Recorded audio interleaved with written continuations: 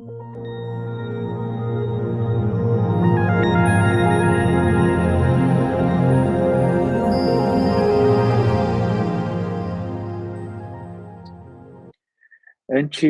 de passar a palavra para o Francisco, facilitador da noite, eu só gostaria de lembrar a todos que nós estamos continuando o estudo do livro Obreiros da Vida Eterna.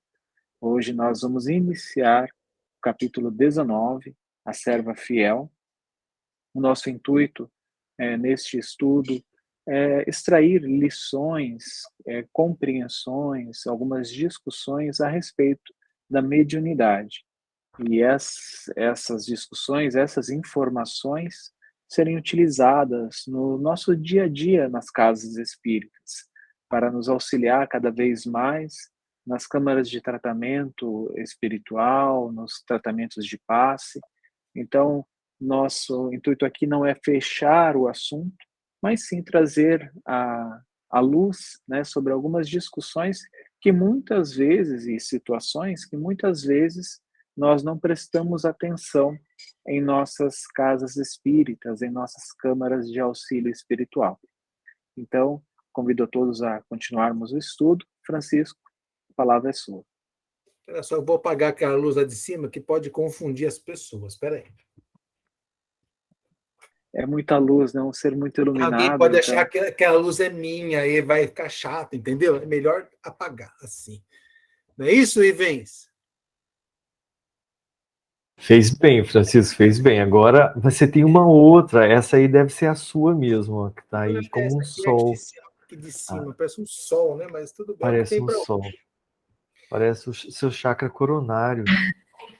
É bom apagar, né, Francisco? Porque diz que os espíritos elevados, quando eles estão com os espíritos mais inferiores, precisam diminuir um pouco, né, a luz deles para poder ser percebido.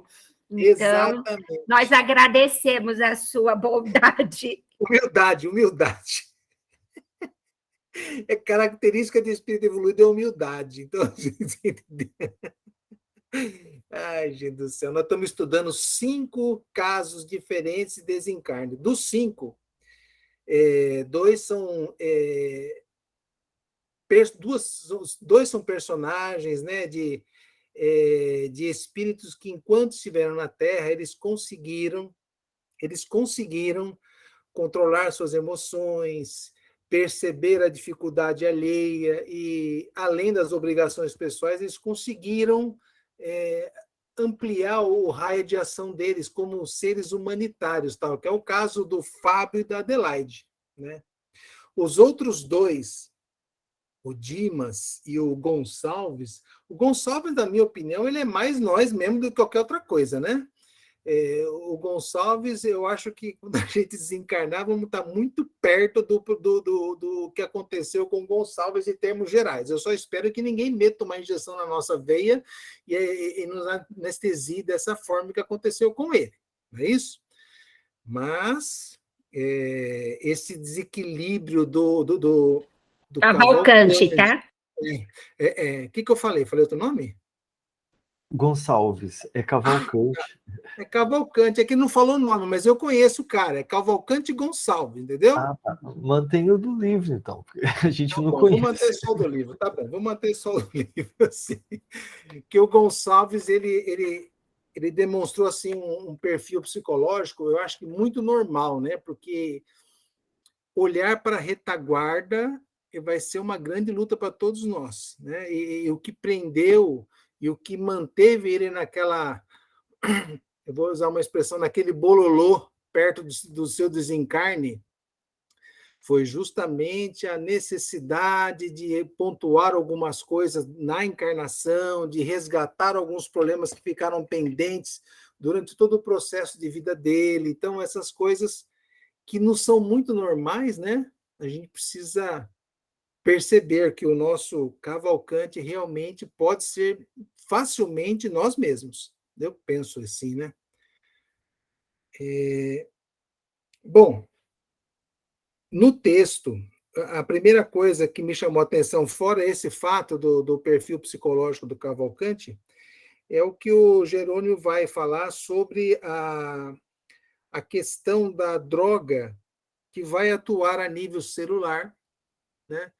E tudo que acontece nessa célula orgânica, que é o espelho da célula no perispírito, né?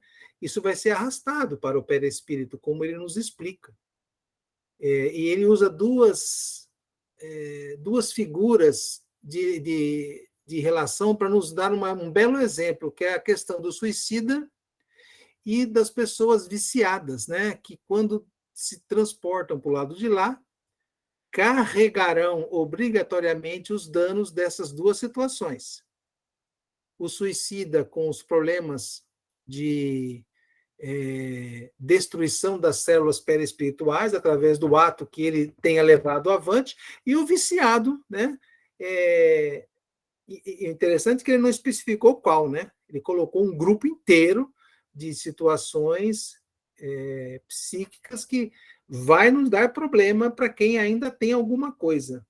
Alguém levanta a mão em quem não tem um viciozinho, por favor. Eu sabia que muita gente ia levantar a mão, até obstruiu aqui o vídeo. Então, essas situações bem colocadas por Jerônimo, também é uma certa advertência. O Juliano fala no começo do nosso trabalho que é a visão com a problemática da mediunidade, tal. Mas de mediunidade, a gente só vai babar com a mediunidade da Adelaide, né? O que ela faz de ir e vir, parecendo, né? Não está nem aí onde ela está, ela vai para cá e vai para lá como se estivesse tomando banho num box e fora do box, num box fora do box. É muito isso sim que dá para até ter uma certa invejinha da situação dessa nossa personagem, né? Francisco, Oi. Dois comentários. O primeiro é que nós vamos extrair lições da mediunidade para nossa vivência nos casos espíritas, e não a mediunidade que se expressa no livro. A segundo ponto, eu também achei muito interessante essa questão que o Jerônimo falou, né, principalmente que ele fala dos suicidas, e ele fala da aflição das células voluntariamente aniquiladas. Uma coisa que confundia muito, e às vezes eu ficava com dúvidas mesmo, e agora estou começando a compreender, é que muitas vezes as pessoas falavam, o suicida, ele aniquila a vida antes do prazo estipulado, então ele fica sobrecarregado de energia vital e fica sofrendo por causa dessa energia vital. Aqui, eu não gostava, assim, não é que eu não gostava, né? Eu não simpatizava muito com essa explicação, porque a gente sabe que esses fluidos, eles são produzidos a todo instante. Quando a pessoa desencarna, ela para de produzir, mas ela tem um pequeno reservatório que vai ser consumido em alguns dias, né? Por ela ou por espíritos vampiros. Mas aqui, a questão desses espíritos sofrerem por muito tempo, meses, às vezes anos, eu vejo uma explicação mais razoável, que é essa questão das células espirituais, né, ligadas às células materiais, como elas foram aniquiladas anteriormente, antecipadamente, né, por causa do suicídio, refletiu nas células espirituais. Então, isso acabou gerando um problema muito grande nas células espirituais, no perispírito. Então, por isso que ela se arrasta por tanto tempo, e não a questão do fluido vital, né? Na minha concepção do que eu entendi, tá? Posso estar errado nisso também, mas eu achei essa explicação bem interessante. Então, valendo um bombom, eu quero saber, na obra de André Luiz, que nós já estudamos, aonde temos um exemplo clássico, super, dessa situação aí. Valendo um bombom, que claro que sou eu que vou comer, porque vocês estão longe, e, né? É isso. Aonde temos um exemplo super, assim, para ilustrar bem legal essa situação? Mas que situação, Francisco? Da célula no plano perispiritual, que sofreu um dano no plano físico, e quando o indivíduo passou para o plano espiritual, ele levou consigo essa destruição. O próprio André Luiz, no Nosso Lar, quando ele desencarna, não é? O Lisias está lá conversando com ele no pronto-socorro, e ele fala, que legal que você me curou, né, Lisias? Ele fala, negativo, eu só dei uma harmonizada nas suas células, mas quem terá que curá-las é o Senhor. Então, ali foi, né, um exemplo bem legal. Ó, e desse capricha no bombom que você vai dar para o Juliano, viu? Não, eu vou comer. Não vou dar para ele, não. Ó, então é isso. O outro ponto que me chamou a atenção é quanto à medicina do futuro, né? Onde ele fala que o médico vai ter condições de calibrar exatamente a droga que deve ser ministrada para determinada doença. Porque a medicina acho que vai alcançar a visão do eletromagnetismo, do que cada substância produz, né? E é isso, achei bem legal essa observação. Francisco, Diga.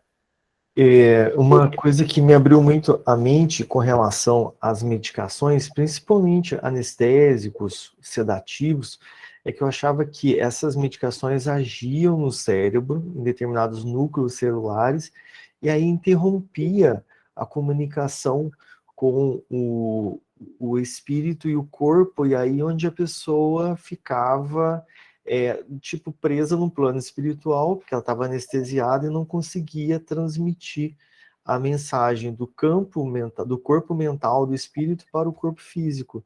E essa parte que você acabou de falar trouxe uma informação importantíssima, que não é a medicação, ela age no núcleo da célula do corpo físico, né, através do eletromagnetismo da medicação, dos elétrons da medicação. O eletromagnetismo ali é emanado e ele é atraído para o eletromagnetismo da célula, no núcleo dessa célula, onde tem ali a afinidade, né, da medicação com o núcleo da célula. E aí tem um efeito sobre a célula, aí ela vai sofrer o efeito que a medicação vai ali, que é digamos, do que ela foi feito, né? Ela foi feita para produzir essa questão, e aí vai ser feito. E aí essa célula do corpo físico passa para a célula do perispírito, né? Que é formada de uma matéria etérea, né? Uma matéria parecida com a nossa, mas mais etérea, né? E aí é passado de célula para célula, foi a minha interpretação. A célula do corpo físico passa para a célula do perispírito. Mas eu já vi numa outra parte também, que no outro livro, dizendo que existe também um bloqueio de alguns núcleos celulares, possivelmente do cérebro. Possivelmente as células do cérebro também vão passar para as células do perispírito. E aí que vai ter esse bloqueio da transmissão da mensagem. Então a mensagem da consciência não chega no corpo físico, porque essas células estão bloqueadas, né? Foi mais ou menos isso que eu entendi. Não sei se vocês entenderam dessa forma também, que o bloqueio está a nível celular, né, formado pelo eletromagnetismo do núcleo da célula, né? Tem um vídeo da internet, no YouTube, que fala sobre desdobramento, que a gente até usa nos cursos de passe, que fala sobre os chakras. É um trabalho muito bem feito. Mostra em 3 dimensões os chakras principais, os chakras secundários. Ela vai diminuindo até chegar no chakra de cada célula no organismo humano, né? Então, assim, e a gente vai juntando essa informação com como é o perispírito, é o molde do corpo físico. As células de lá para cá, eu acho que elas movimentam as células humanas, as células do nosso corpo físico, né? Por exemplo, quem é que determina o trabalho da mitocôndria, dos outros organoides lá celulares que estão lá mergulhados no plasma? Como é que funciona? Quem é que lidera isso aí? É o gene, né? Vamos falar assim, são os genes que determinam o funcionamento desses organoides, das células em si. Mas quem é que ativa o gene? né? Da onde vem essa energia? Ainda a gente não tem essa informação, pelo menos por enquanto a gente não tem. A gente tem uma suspeita, né? Eu suspeito que venha dessa energia da célula perispiritual, né? Então, bom, alguém quer falar mais alguma coisa nisso aí? Alguém quer babar em cima Eu desse assunto? quero. Porque pouca coisa a gente...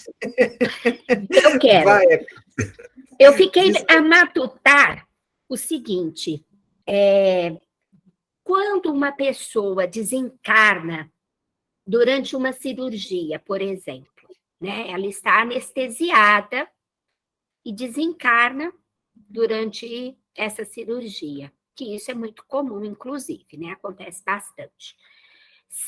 Aí eu fiquei a pensar o seguinte, será que os efeitos são iguais, né, no corpo físico e no corpo perispiritual?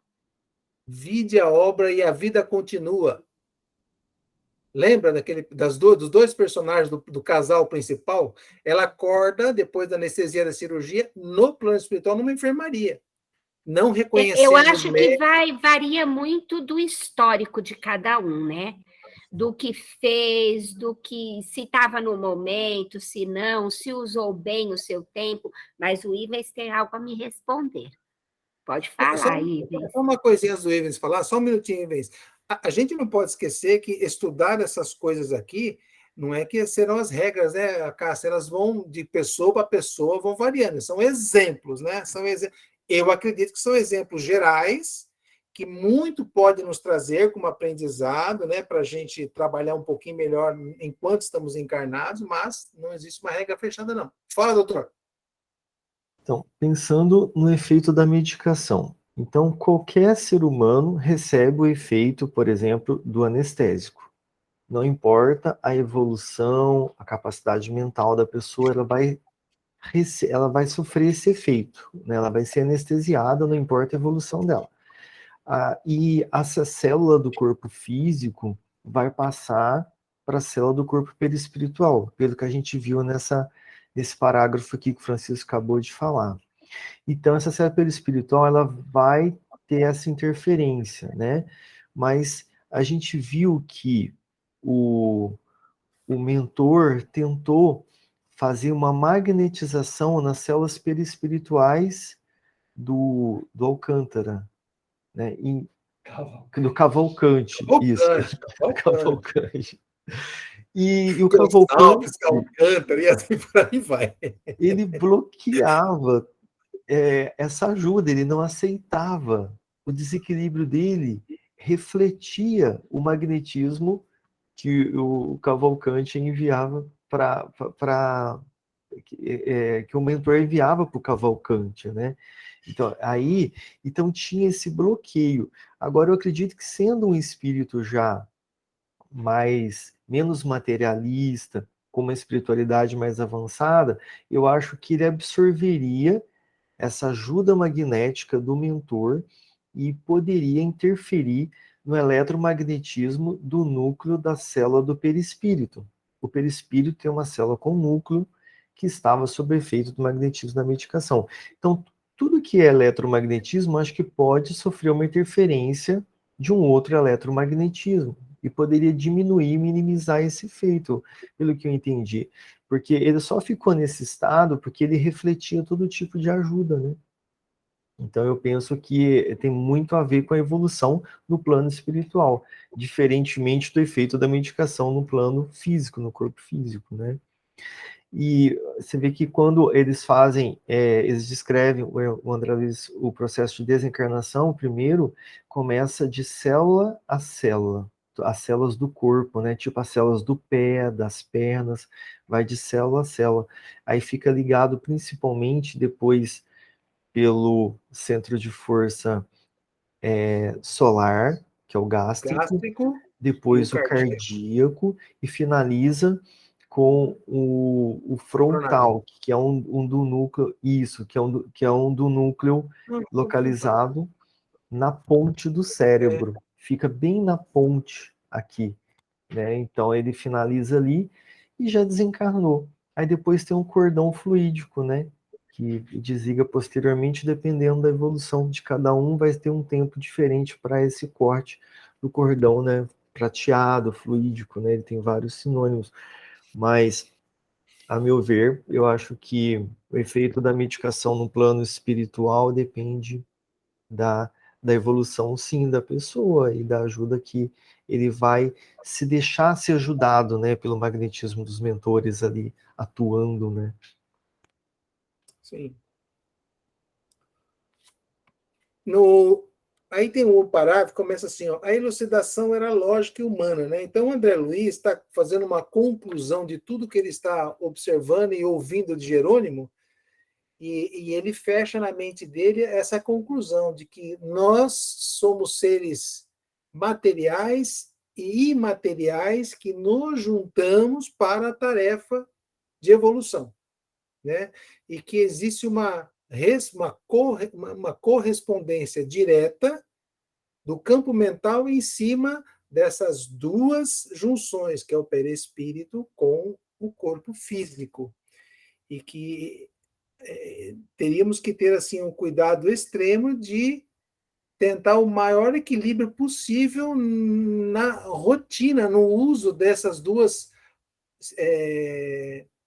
desses dois instrumentos, né? No decorrer da nossa encarnação. Matéria e espírito, vaso e conteúdo, forma e essência confundiam-se aos meus olhos como a chama da vela e o material incandescente. Integrados um no outro, produziam a luz necessária aos objetivos da vida. Quer dizer, nós nos alinhando a um certo equilíbrio, e ele vai falar um pouquinho mais na frente, né? Há um equilíbrio mental, há uma harmonia em nossas emoções, principalmente, a gente vai ter um tráfego tranquilo, né? Durante a nossa existência. Algum comentário aí, meninos e meninas? Depois eu caí lá o que me chamou a atenção, reforçando ainda essa observação de André Luiz, ele fala assim, lá no meio do próximo parágrafo, o exame dos casos de morte, papapá, né? Trouxeram-me irregular enriquecimento no setor da ciência mental. Tanto que existem obras aí na sequência desses livros que vai trabalhar bastante essa questão da mente, né? E ele fala lá, tanto seremos compelidos ao trabalho regenerador na encarnação, quanto na desencarnação, na existência da carne, quanto na morte do corpo, tanto no presente quanto no futuro. Ninguém se colocará vitorioso no cume da vida eterna sem aprender equilíbrio com que se deve elevar-se. Por isso que eu falei assim, a questão do equilíbrio. Qual o equilíbrio? Na minha opinião, o equilíbrio das emoções, né? O nosso estado evolutivo assim, tentar equilibrar o desejo com a razão, né? Nossa Senhora. Daí as atividades complexas do caminho evolutivo. E uma coisa que ele cita bastante interessante, né? Daí as atividades complexas no caminho evolutivo, as diferenciações inumeráveis, a multiplicidade das posições, as escalas da possibilidade e os graus da inteligência nos variados planos da vida. Quer dizer, nós somos submetidos a uma mistura e mais um pouco para que a gente vá realmente absorvendo experiência, né? Para que a gente possa ter um pouquinho mais de competência na relação, principalmente na questão da emoção. E nos trabalhos futuros, né? Que nos aguardam, porque nós vamos trabalhar, se Deus quiser, em equipes de ajuda. Como trabalhar em equipes de ajuda se a gente não tem a experiência guardada em nós? Exemplo, eu tenho uma cliente que ela tem lá um netinho que o cara não tem a estrutura nervosa, a estrutura óssea dele foi um desastre, que ele já nasceu desse jeito. E ele estava projetado para viver no máximo 5, 6 anos. O rapaz fez 19. fez um monte de cirurgias a nível de cérebro, a nível de para liberar a água que acumulava na caixa encefálica dele. Foi um processo dificílimo para essa avó, que foi ela que amparou a filha, né, e o seu neto. Então, até falei, e ela é espírita, eu falei, nossa, a senhora poderia trabalhar na Siena conosco, né, porque você tem uma experiência para passar para muitas mães que iriam aparecer lá na casa precisando de uma luz, de um acalento no coração, né? Por quê? Porque ela teria algo a dizer da experiência que ela possui. É isso que ele está falando aqui, nós vamos ter vivências em diferentes níveis, em diferentes planos, para a gente acumular sabedoria, acima de tudo. Francisco, Diga. uma coisa assim, eu também grifei esse trecho, porque observando 5 casos, a gente percebe, foi o que eu falei na semana passada, que não existe religião que salva ninguém, que salva, entre parênteses, né? Que salve ninguém. É mesmo o esforço de cada um naquilo que acredita, independente do que seja, né? Ele vai, o esforço em se transformar, em procurar fazer o bem, porque a gente percebe que mesmo o Cavalcante, dentro da religiosidade dele, ele procurou fazer o bem, e dentro de todas as crendices dele, ele estava sendo amparado, né? Ele fez por merecer um amparo, mesmo ele relutando tanto contra esse amparo. Então, assim, que às vezes a gente escuta falar assim, vamos pegar assim exemplos, espíritas dizerem assim, mas fulano era um bom espírita, então está bem amparado pela espiritualidade. Não quer dizer nada, a gente não sabe o que carrega no coração, não é verdade?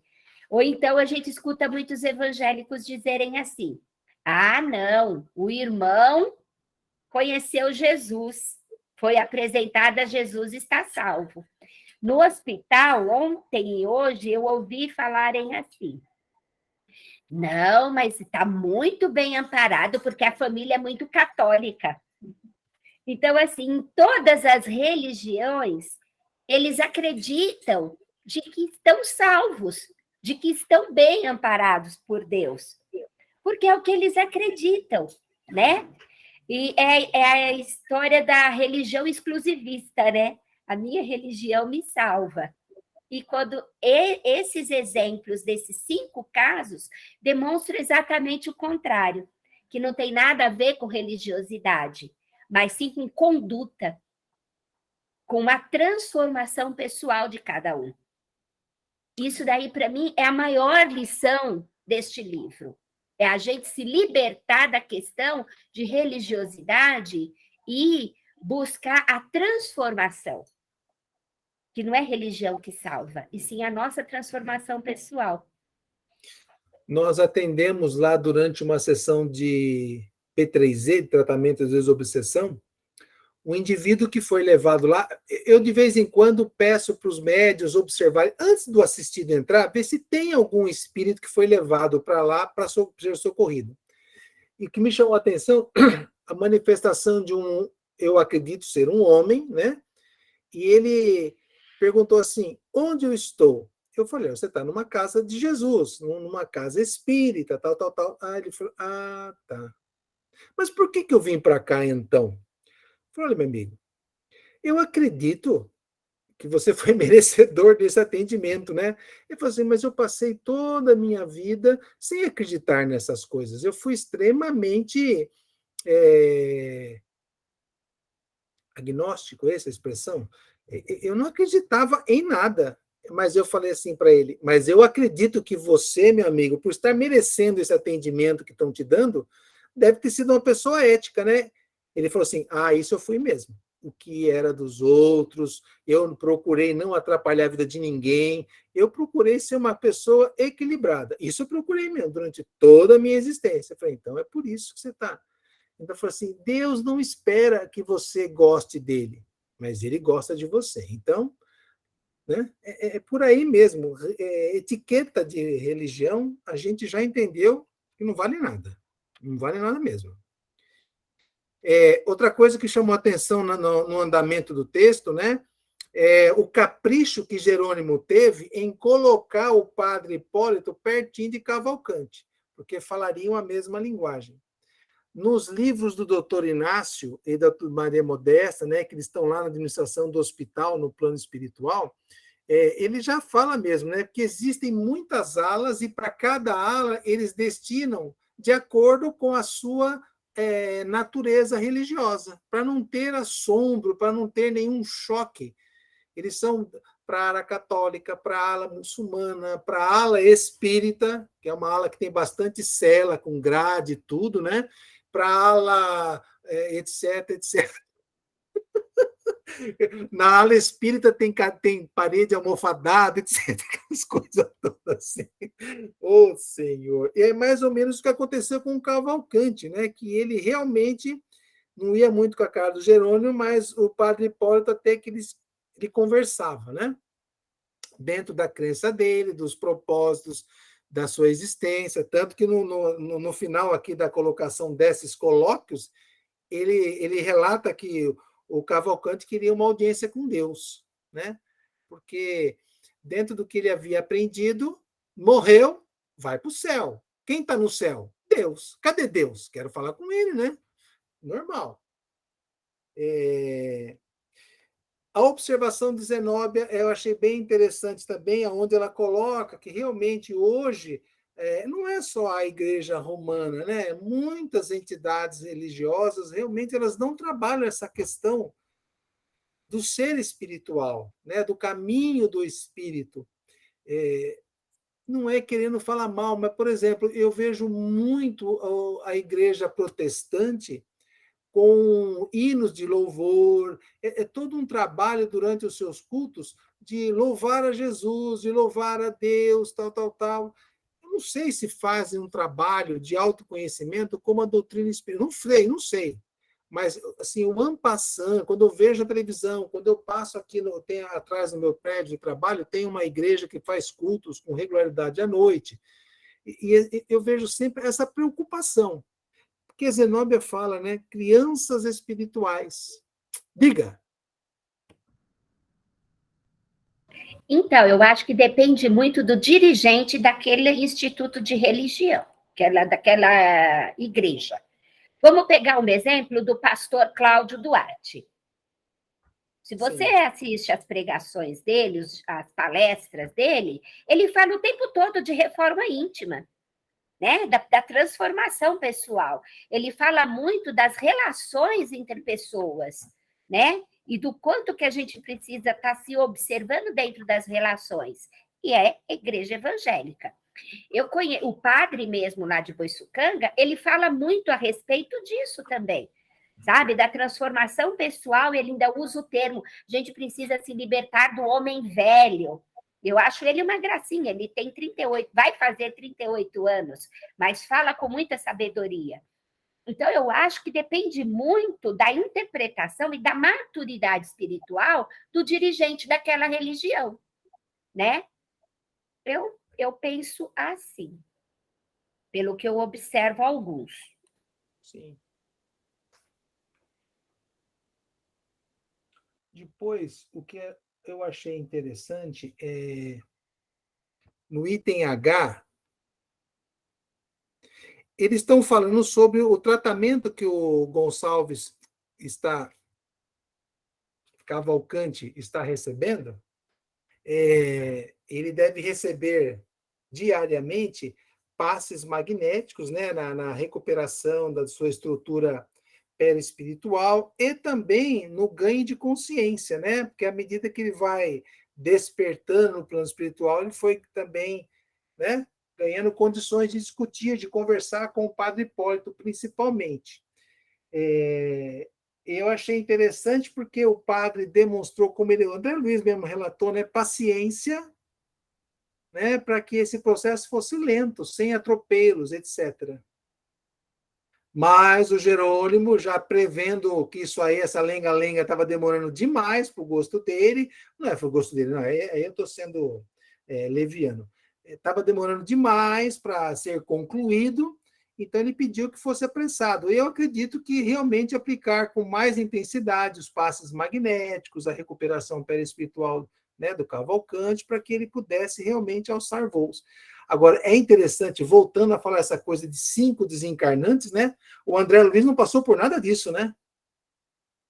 Foi direitinho para o umbral. Então, esses 5 perfis aí de espíritos sendo socorridos já estão bem mais adiantados do que a situação de André Luiz, né? Estão mais maduros.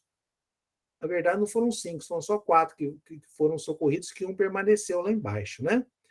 Mas a questão da maturidade espiritual, até Dimas e até o nosso Gonçalves, teoricamente, estavam em situação melhor da que André Luiz desencarnou.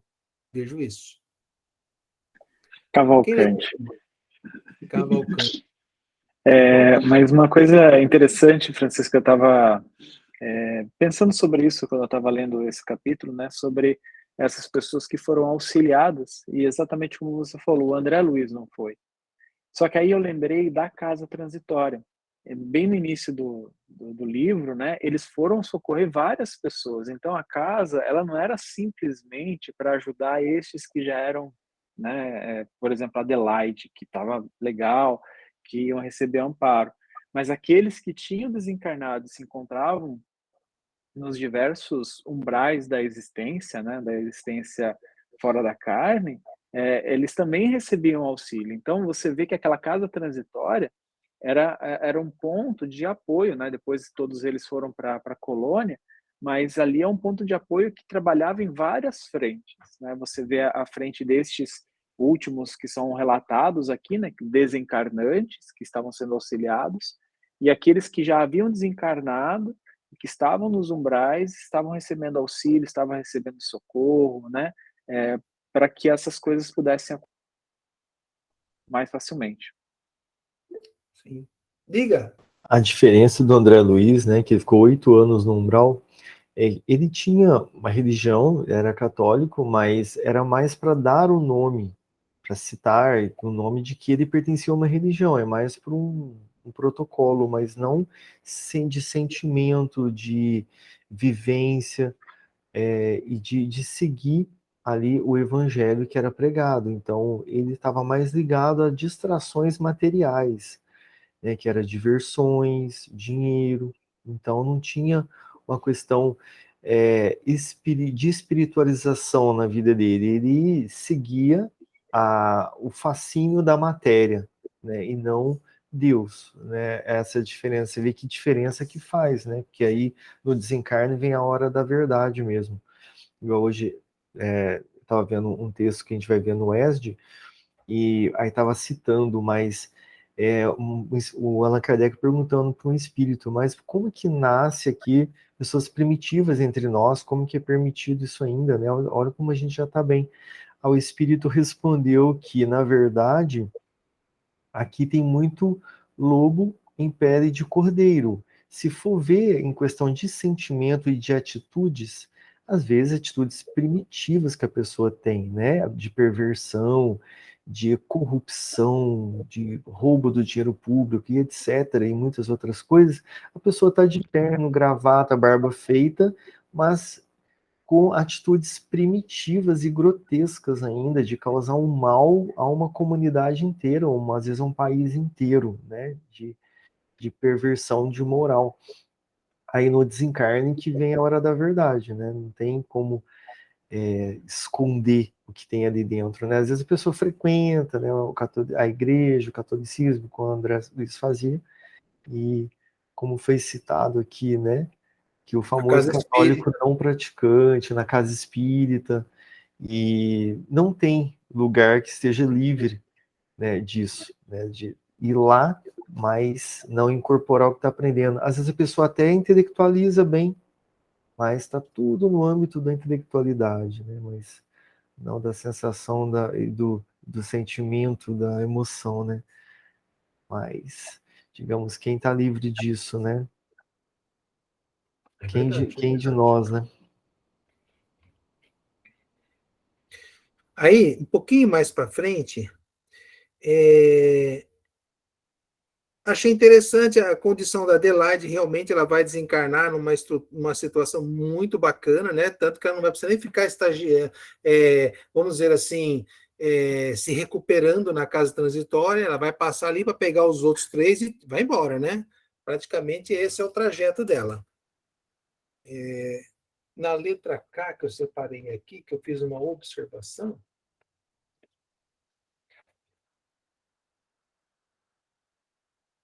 curioso, fala de André Luiz, não conseguia sondar. Eu achei legal, aqui mais para frente, quando a Adelaide vai para perto do corpo dela e ela se conecta, e André Luiz quer perceber como é que está a situação do corpo, né? Ele não consegue penetrar porque a Adelaide não fica no corpo. Eu entendi isso, porque ele vai lá perto, ela sai do corpo para conversar com eles, porque ela tem essa facilidade nesse trânsito, né? Aí eu fiquei me perguntando, será que assim ele ficou sem jeito de ficar olhando para o corpo, porque ele é assim, investigativo, aquele olhar científico, ele ficou sem jeito, porque ele tinha que conversar com a Adelaide, com o Jerônimo, fazer aquela estrutura, né? Ou porque pelo fato de não ter um espírito ali, ele não conseguia penetrar. Não, eu acho que era para realmente não ficar longe, né, do convívio daquele instante e não perder nenhuma outra lição mais importante, né? O que vocês acham? Lembrando que ele não estava ali como médico, né? Ele estava ali como Sim. um apoiador. Então, ele ficar observando, auscultando uma paciente, não era o caso ali, porque a Adelaide, ela estava já, como você mesmo disse, ela não precisava desse amparo do André Luiz. Ela precisava do amparo do Bezerra, né, que inclusive foi lá, e de espíritos como Jerônimo e Zenóbia, né? E você Eu trouxe achei. você trouxe uma preciosidade para nós, Francisco, aquela reportagem do orfanato, com Sim. fotos, né, ali da Adelaide, um exemplo de vida impressionante, incrível, emocionante. Eu fiquei emocionado com aquela reportagem. Foi belíssimo. E ali falou que ela tinha a capacidade de fazer a bilocação. Poucas pessoas aqui encarnadas fazem a bilocação. E ela desdobrava e materializava em outro local para prestar assistência. Ela ajudava em outras cidades, em outros locais.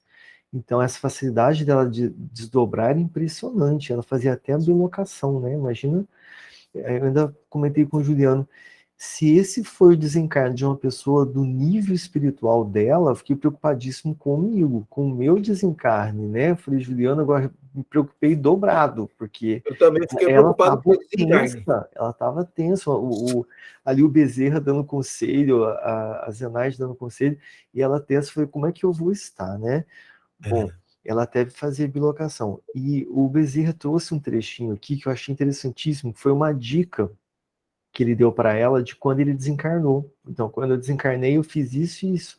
Faço isso também, né? Eu acho que essa receita a gente tem que memorizar, né? Que a gente vai utilizar. Todos vamos ter que utilizar isso, né? Então, a gente vai ter essa oportunidade. Ai, Aí, né? Senhor. Lê aí de novo, Ivens, o que ele manda ela fazer para nós. Lê aí. Ele falou assim, morrer é muito mais fácil que nascer. Para organizar na maioria das circunstâncias, são precisos, geralmente, infinitos cuidados. Para desorganizar, contudo, basta por vezes leve empurrão. Em ocasiões como esta, a resolução é quase tudo. Ajude a você mesma, libertando a mente dos elos que imantam as pessoas. Então, tem que libertar a mente de todos os elos que a gente está ligado a pessoas, desconectar das pessoas.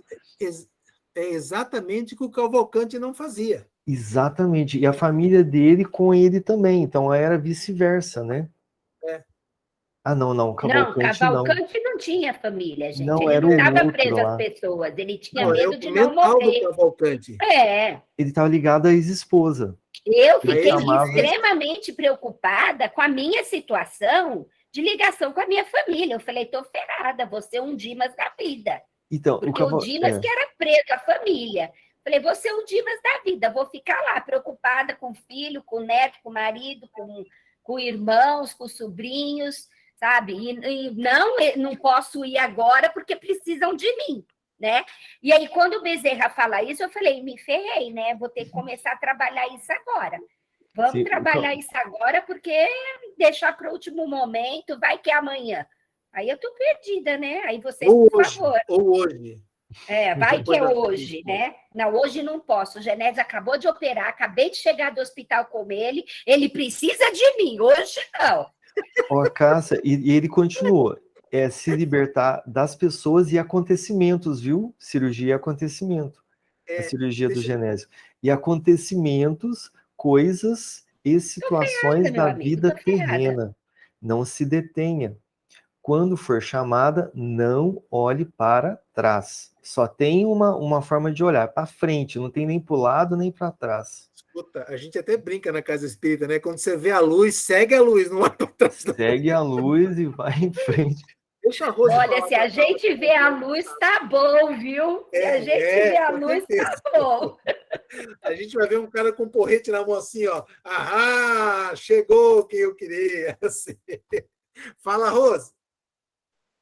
Pois é, você viu, colegas? Ela simplesmente falou: desapegue-se.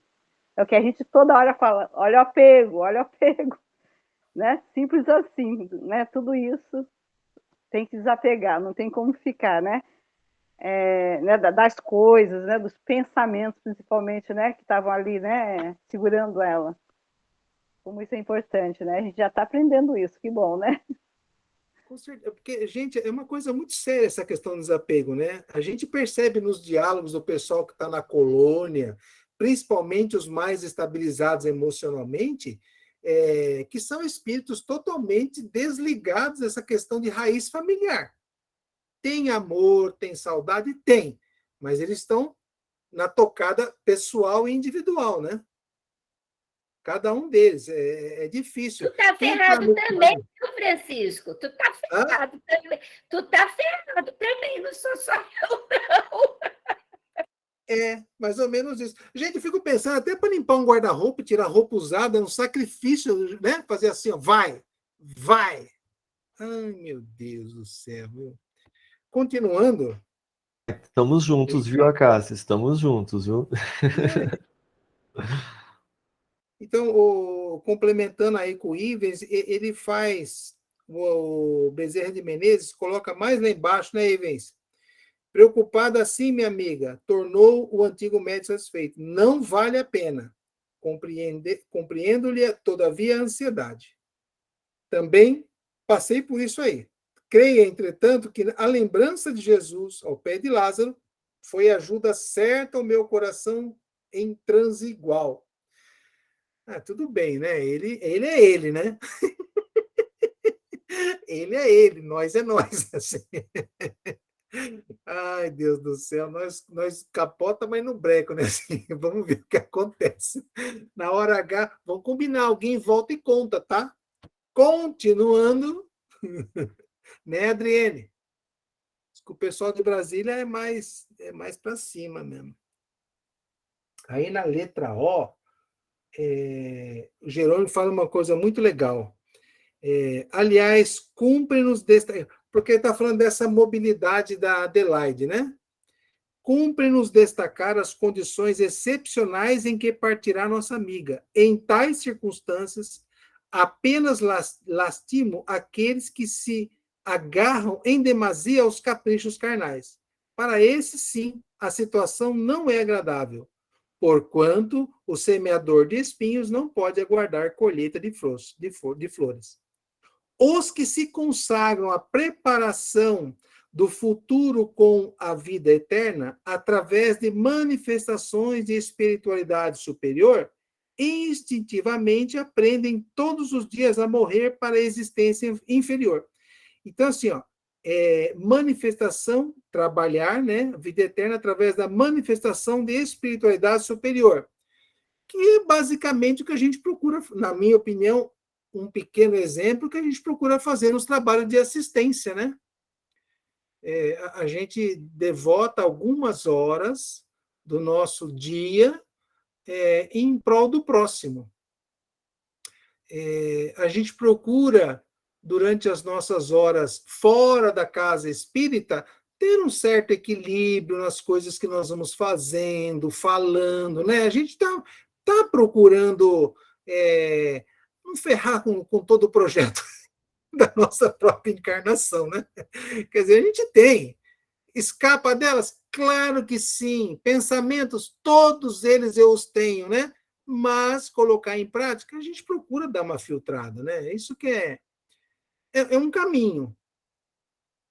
É um caminho. Não é isso? Depois, pulando um pouquinho mais para frente, o que tem esse cara aqui? Um retrato da conjuntura em volta do momento. É Zenóbia que está falando com ela aqui, não é agora? A Zenóbia, numa conversa íntima ali com a Adelaide, íntima não, uma conversa que estava tendo com a Adelaide, consegue arrancar o íntimo da Adelaide, né? Adelaide, o que está acontecendo tal? Então, ela realmente abre o coração e fala a respeito da grande preocupação com a obra, com a grande preocupação com os colaboradores desta obra, né? Que se formou ali um vínculo afetivo muito grande. E Zenóbia vai falar a respeito dessa situação com ela. E quando eu estava lendo isso aqui, a Cássia estava lembrando da Crista, né? E do Frank, né? Montou um timinho mais ou menos de segunda linha e, ó, área, E vazaram. nós ficamos desesperados, né, Francisco? E Foi. tá aí. Já estamos nós saindo fora e outros assumindo. Achei legal até esse exemplo que ela fala em Jesus, né? Até Jesus, minha filha, ficou lá dando um toque para o pessoal e, ó, vazou, deixou a gente para fazer o serviço aqui. Não teve, né? Eu achei muito legal isso. E aquele... Quem é que vai falar? O doutor Bezerra? Eu não sei qual, se é a Zenóbia, se é o doutor Bezerra Menezes que vai falar com ela ainda. A questão de não se preocupar, não, ela vai falar com os assistidos, né? com os colaboradores de Adelaide. Naquela reunião que vai ter um pouquinho mais para frente, a Zenóbia fala assim, e não terás deuses diante de mim. Né? Quer dizer... Zenóbia fala na palestra, né? Assim, para os cooperadores, né? Isso. Quer dizer, eu sempre tinha ouvido falar nisso, na minha cabecinha era só as estátuas, o bezerro de ouro, tal, que os hebreus fizeram, né? Quando Moisés subiu a montanha pela segunda vez, E essa aplicação que ela fez, eu falei, Jesus do céu, é muito isso mesmo, né? Nós elegemos deuses à nossa volta, né? Sem eles eu não consigo fazer isso, sem eles nós não vamos atingir isso, nós não vamos conseguir fazer e não é bem assim. Zenóbia, ela chama a gente na chincha mesmo, né? Gente, todos nós temos luz, todos nós somos filhos do mesmo pai e temos as mesmas condições. O que precisamos é nos policiar, né? Alimentar a boa vontade e arregaçar as mangas. Foi o que nós fizemos, né? A gente estava lá, tal. Ficamos que nem um bando de cachorrinho, a cachorra vai embora, ela joga a gente sem leite, a gente ficou lá berrando. Não adiantou. Tivemos que levantar as 4 patinhas, ir atrás um pirizinho de leite aqui, uma conversa ali, um agasalho aqui, e a gente foi crescendo em termos de instituição, né? É isso. Diga, Ivens. É onde a Zenóbia falou que as pessoas precisam sair da zona de conforto. Nós precisamos sair da nossa zona de conforto, porque mesmo que a gente não faça idêntico a quem está indo, a gente tem a nossa forma de fazer. Muitas vezes não é tão brilhante quanto a pessoa que fundou, que iniciou, mas vai unindo forças. Um brilho menor de cada um vai unindo esses brilhos pequenininhos, forma um brilho grande, e todo mundo tem que exercitar, tem que adquirir as experiências. Como você leu ali atrás, que nós precisamos viver múltiplas experiências e passar por todo tipo de situação para a gente conseguir o nosso equilíbrio, esse é o caminho. Quando vê que está tudo muito acomodado, porque ela estava deixando aí, no caso, as órfãs, mas também os funcionários do orfanato também estavam se sentindo órfãos. Então, era tanto os adultos quanto as crianças estavam se sentindo órfãos, aquele frio na barriga. Eu não vou dar conta de levar, eu não vou dar conta dessa atividade, eu não vou conseguir ter esse trabalho. Aí a Zenobia falou, mas lá são várias pessoas. Então, todo mundo é menor que ela ali. Realmente, que ela estava indo, ela era maior, mas a força de todos que ia segurar a coisa, né? E ela falou para Adelaide: reconheça os obstáculos. Não é fácil, né? Mas não se amofine. A morte é o melhor antídoto da idolatria. Com a sua vinda, operar-se-á a necessária descentralização do trabalho, porque se dará a imposição natural de novo esforço a cada um. Alegre-se, minha amiga, pela transformação que ocorrerá dentro em pouco. Então é onde que você vê que a instituição não estava desamparada, era uma instituição muito importante, muito séria, eles não iam deixar aquilo degringolar e fechar. Tanto que na reportagem que você enviou, ela está aberta até hoje, funciona muito bem. Né? Então, deram conta.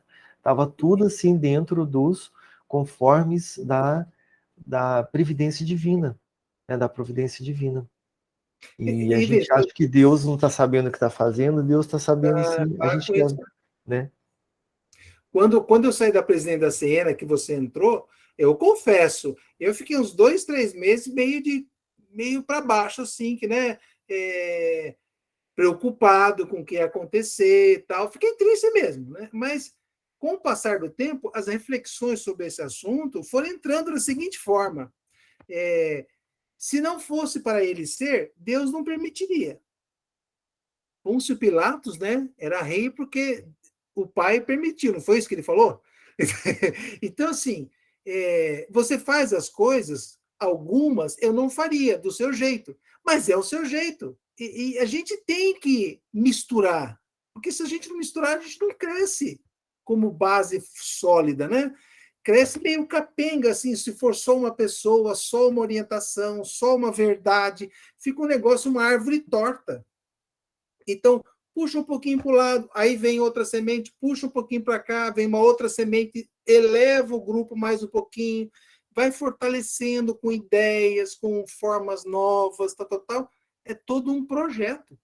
Agora, esse comportamento mental da Adelaide é uma coisa muito comum no ser humano.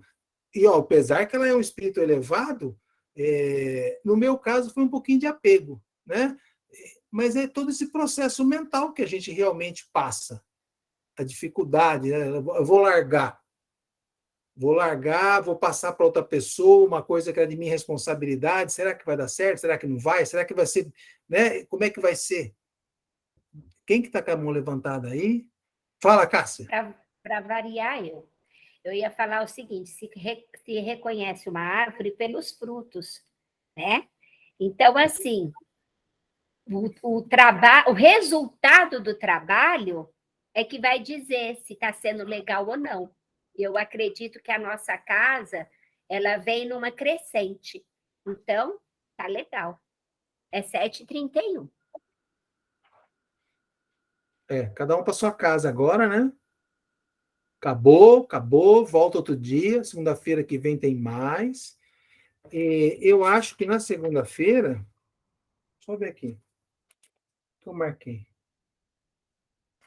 Tá, não, na segunda-feira eu vou só terminar esse texto aqui, que ele vai falar sobre uma coisa que chamou atenção, que é a tal da limpeza espiritual no ambiente que vai ser feita a palestra da Zenóbia.